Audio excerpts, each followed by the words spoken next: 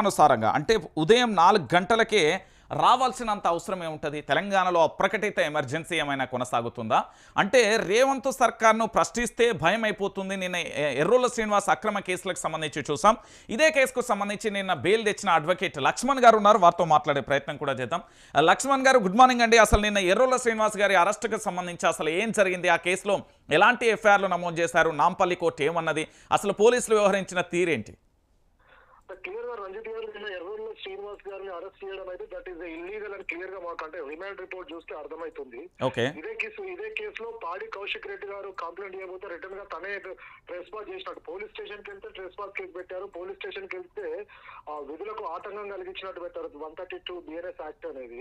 ఇక్కడ క్లియర్ గా జరిగేది ఏంటంటే ఇందులో మన్నే గోవర్ధన్ రెడ్డి గారికి కావచ్చు, అదేవిధంగా మూటా జయసింహ గారికి కావచ్చు, ఇందులో ముద్దాయిలుగా వాళ్ళు అలెక్ట్ చేసినటువంటి వ్యక్తులకి 41 నోటీస్ ఇవ్వడం జరిగింది.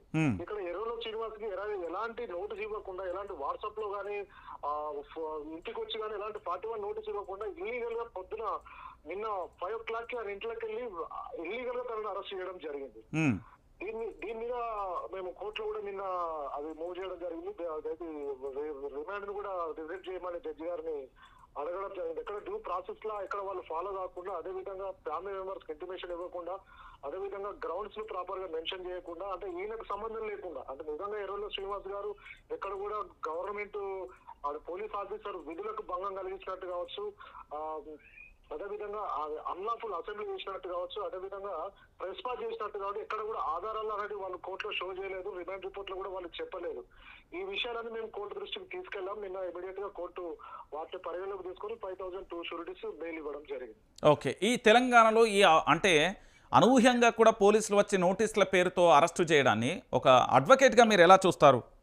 అంటే ఇక్కడ చట్టం మనం ఇండియాలో కాన్స్టిట్యూషన్ ఉంది. ఇండియాలో ఇప్పుడు కొత్త మేజర్ యాక్ట్స్ అనేవి కొత్తగా బిఎన్ఎస్ఎస్ కావచ్చు, బిఎన్ఎస్ఏ కావచ్చు, కొత్త చట్టాలు అనేవి క్లియర్ గా ఉన్నాయి. ఫండమెంటల్ రైట్స్ అనేవి ఉన్నాయి. ఇక్కడ క్లియర్ గా ఒక ఇండియన్ సిటిజన్ కి కొన్ని పరిమితులు, కొన్ని మానవ హక్కులు ఉన్నాయి. హక్కులకు భంగం కలిగించే రైట్ ఏ పోలీస్ అధికారి కావచ్చు, ఏ కామన్ సిటిజన్ కావచ్చు ఎవరికి లేదు.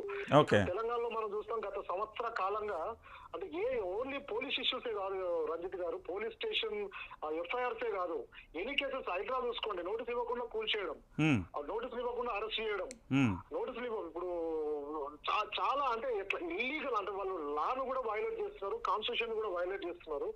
అది ఇది ఎందుకు అంటే దీనికి కారణం ఏందో నాకు అంటే మాకు అడ్వకేట్ గా అర్థం కాని విషయం ఏంటంటే ప్రెసెంట్ రాష్ట్రంలో హోమ్ మినిస్టర్ అనేది ప్రత్యేకంగా మంత్రిత్వ శాఖకు ఒక మంత్రిని కేటాయించకపోవడం ఏమో అని కూడా డౌట్ వస్తుంది మాకు. రైట్, థ్యాంక్ యూ అండి లక్ష్మణ్ గారు.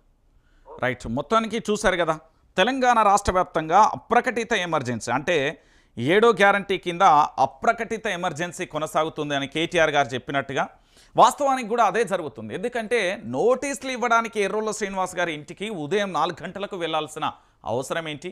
ఒకవేళ ఇదే కేసుకు సంబంధించి ఎఫ్ఐఆర్లో తన పేరు లేకున్నా ఏది లేకున్నా నోటీసులు ఇస్తామని చెప్పి తనకు అసలు కేసు అయింది కూడా తెలియదంటూ కూడా ఎర్రోల శ్రీనివాస్ గారు చెప్తున్న పరిస్థితి కనబడుతుంది.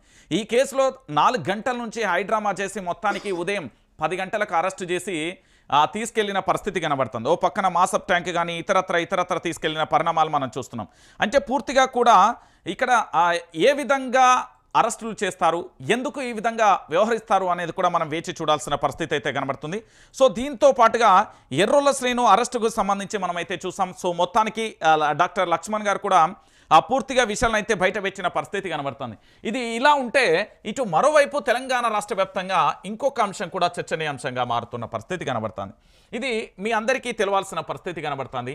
ఏంటి అంటే నేను చదువుకున్న యువత అందరికీ కూడా నేను పిలుపునిస్తాను.